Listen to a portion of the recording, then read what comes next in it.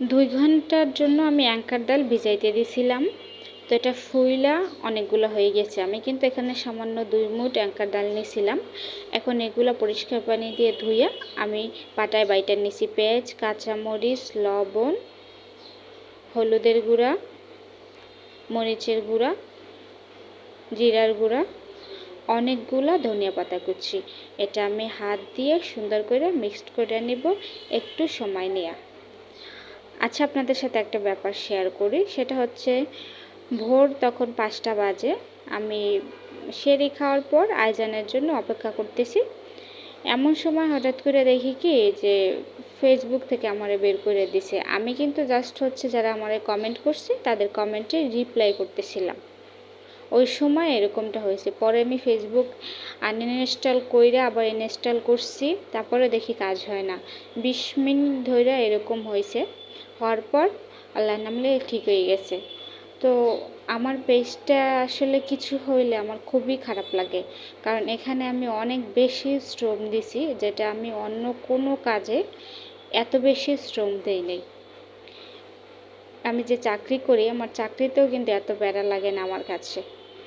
আর এটা কিছু হয়ে গেলে মানে কি মনে হয় যে কলিজাটা ফাইটে গেছে।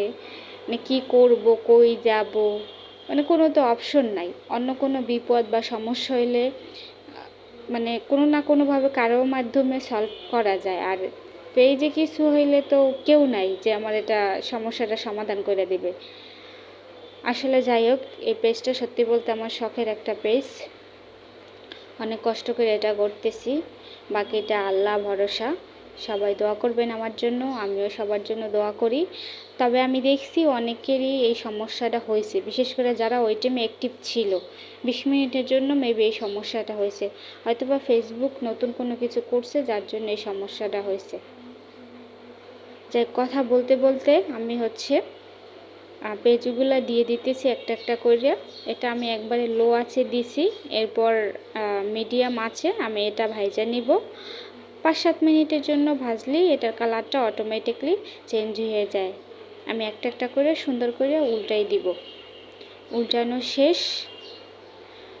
2-একটা হচ্ছে মাঝখান দিয়ে একটু কালার চেঞ্জ হয় না, এগুলো আমি সুন্দর করে আবার উল্টাইয়া একবারে ভাজা ভাজা করে ভাইজা নিব। এটা একটু সময় নিয়ে করতে হবে। আমার এই পেঁয়াজুটা কিন্তু একবারে মুচমুচে হয়েছে, খাইতে অনেক বেশি ভালো লাগছে। এই যে ফাইনালি গাইস, সবাই ভালো থাকবেন। দেখা হবে অন্য কোনো ভিডিওতে। আল্লাহ হাফেজ, গুড নাইট।